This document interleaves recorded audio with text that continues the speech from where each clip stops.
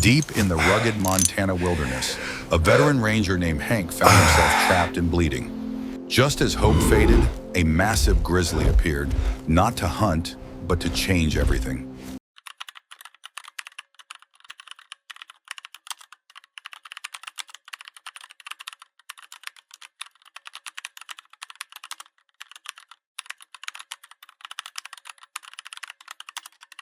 Hank was following a trail of broken branches near Blackwood Creek.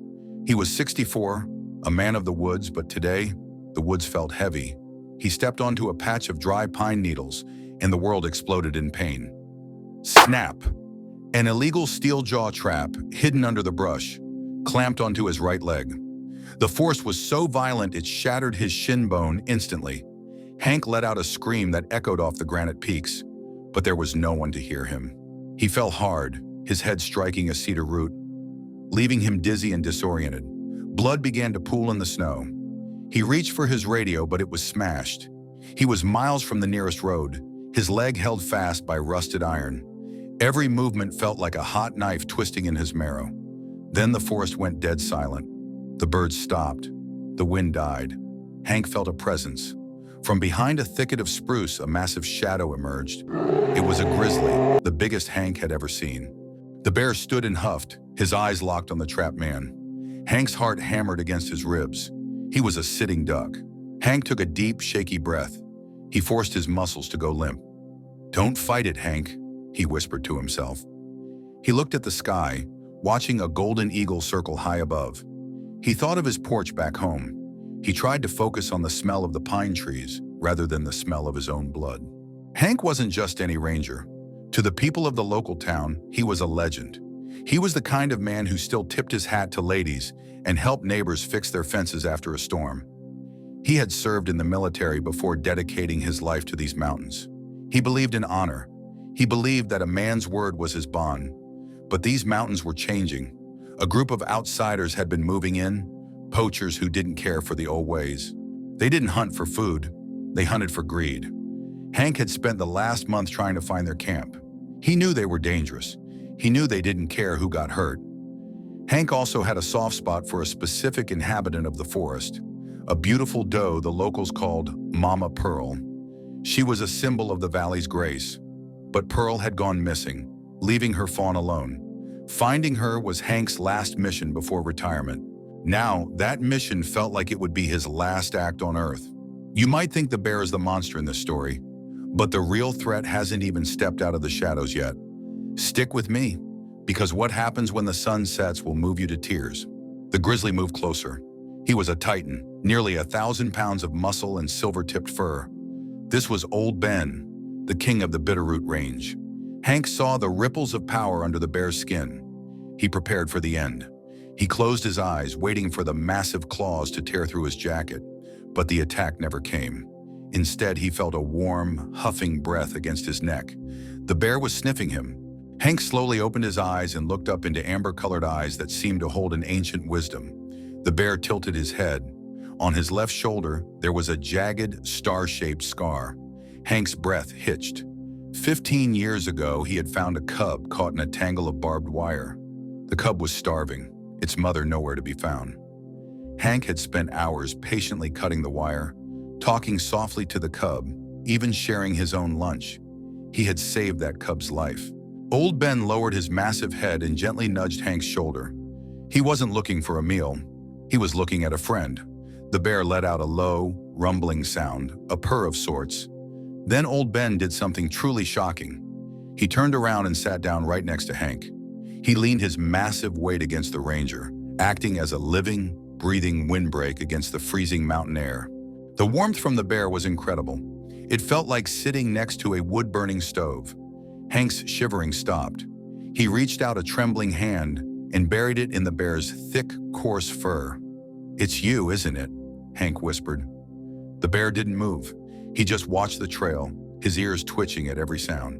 For the first time since the trap snapped shut, Hank felt like he might actually see the sunrise. As the moon rose, the forest became a place of ghosts. Hank was drifting in and out of a fever, but he noticed Old Ben was restless. The bear wasn't just watching the trail for humans. He was looking at a dark thicket nearby.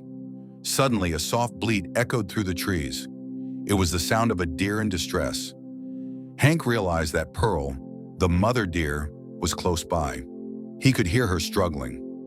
It turns out the poachers hadn't just set one trap. They had turned this entire clearing into a death trap. Pearl was caught in a snare just 50 yards away. She was exhausted, her head hanging low. She had been there for days. If Hank didn't get help soon, both of them would perish. The bond between the ranger and the bear was now being tested by the presence of another life. Old Ben seemed to understand. He would look at Hank, then look at the doe. He was guarding two lives at once. Don't go anywhere, because the night is about to bring a pack of hunters that even a grizzly might struggle to fight off. The temperature dropped to 15 degrees. The snow began to fall in heavy, wet flakes. Hank's leg was numb now, which was a mercy, but he knew that meant his circulation was failing. Then came the sound that every ranger fears at night, the long, mournful howl of a coyote. But it wasn't just one, it was a pack. The coyotes had smelled the blood. They emerged from the trees like gray spirits, their eyes glowing yellow in the dark. There were 6 of them. They were hungry and they saw a man who couldn't move. They didn't see the bear hidden in the shadow of the cedar tree. One coyote, the alpha, crept forward. He was thin, his ribs showing. He snarled, showing teeth that were yellow and sharp. He lunged toward Hank's injured leg. The mountain seemed to move. Old Ben didn't just stand up, he exploded.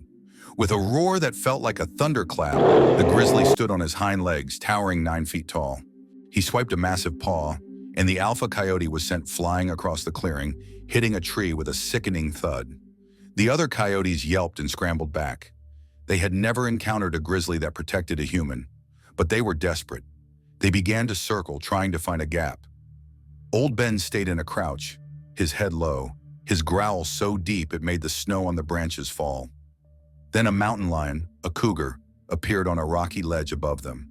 This was the real danger. Cougars are silent, lightning-fast killers. She hissed, her tail twitching. She saw the coyotes distracting the bear, and she saw an opening. She leaped. Hank watched in horror as the cat flew through the air. But Old Ben was faster. He intercepted the cougar mid-air, his massive jaws shot. The power was unbelievable. The cougar managed to claw at the bear's shoulder, opening a fresh wound next to his old scar. But she knew she was beat. She scrambled away, vanishing into the darkness. Old Ben didn't chase her. He immediately turned back to Hank. He was bleeding, but he didn't care. He sat back down, closer than before. He licked a smear of blood off Hank's forehead with a tongue as rough as sandpaper. Hank felt a tear roll down his cheek. He was a tough man, a man who didn't cry. But the loyalty of this animal was more than he could handle. "You're a brave soul, Ben," he whispered. The bear let out a soft huff and rested his heavy head on Hank's good leg. The silence of the mountain returned, but this time it felt like a holy silence. The snow covered them both in a white blanket, keeping them hidden from the rest of the world. Morning light began to bleed through the trees, but it brought a new terror. Hank heard the sound of an engine.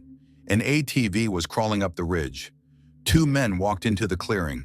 They were wearing dirty camouflage and carrying high-powered rifles with silencers. It was the Miller brothers, the poachers Hank had been tracking. They saw the trap. They saw Hank. "Well, looky here," the older one said, a cruel smile on his face. "We caught us a big fish, a ranger." The younger brother looked nervous. "We got to get out of here, Jim.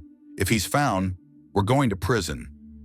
"He won't be found," Jim said, raising his rifle. "Not until the crows are finished with him. It'll look like an accident, a fall in the woods." Hank looked Jim in the eye. He didn't plead. He didn't beg. He just looked at him with the quiet dignity of a man who knew his soul was clean. But Jim didn't see Old Ben. The bear had moved into the thicket when he heard the engine, waiting. As Jim took aim, the brush behind him disintegrated. Old Ben didn't roar this time.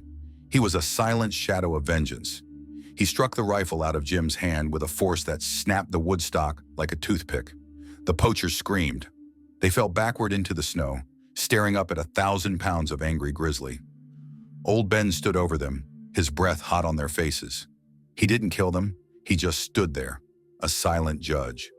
The brothers were so terrified they couldn't even move. They were trapped by the very fear they had inflicted on the animals of the forest. The younger brother began to sob. Jim was shaking so hard his teeth were chattering. "Please," he whimpered. Old Ben looked at Hank.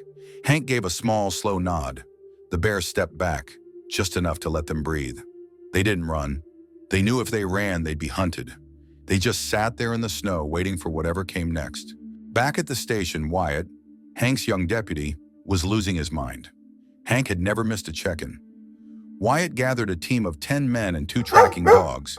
They pushed their jeeps to the limit until the snow became too deep. "We're going in on foot," Wyatt shouted. They trekked for 3 hours. The dogs were struggling.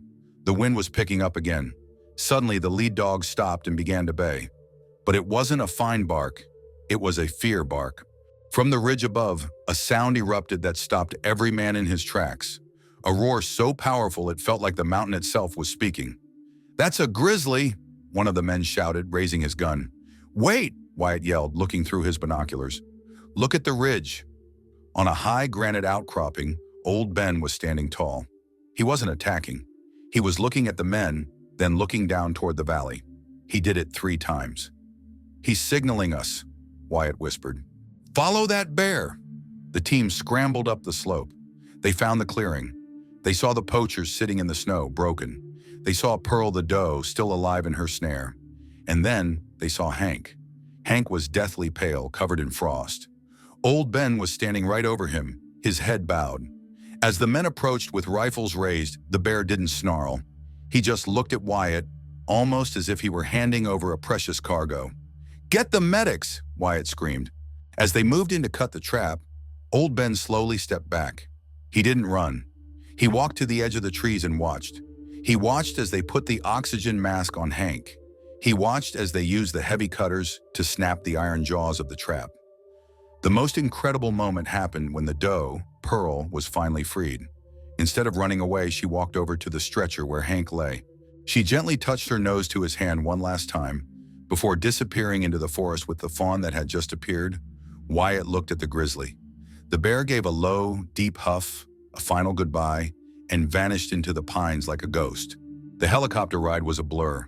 Hank spent 3 weeks in the hospital. He lost a few toes to frostbite, and he'll always walk with a limp, but he's alive. The Miller brothers were sentenced to 20 years in federal prison. Hank's house was filled with flowers and cards from people all over the country, but Hank didn't want the fame. He just wanted to go back to his mountain. Hank retired that summer. He spends his days on his porch now, carving wood and watching the birds. But every Tuesday, he drives his old truck to the trailhead. He carries a heavy bucket. It's filled with the best honey, the freshest apples, and the sweetest berries he can find. He leaves it on the old cedar stump where he saved a cub 15 years ago. He doesn't see Old Ben, not usually, but sometimes when the wind blows just right, he hears a low rumble in the trees. He sees a massive paw print in the mud near the creek. And last week, Hank found something in the empty bucket. It wasn't a gift from a person. It was a single, beautiful eagle feather placed right in the center. Nature has a way of balancing the scales. Between the man and the bear, there is a language that doesn't need words. It's a language of respect, of memory, and of a debt that was paid in full on a cold Montana night. If you believe that animals have souls and remember those who helped them, please leave a comment below. We love reading your stories of connection with the wild. And if you're looking for more hope and heartwarming rescues, click the video on your screen right now. There are so many more miracles waiting for you. Thank you for being part of our community. We'll see you in the next one.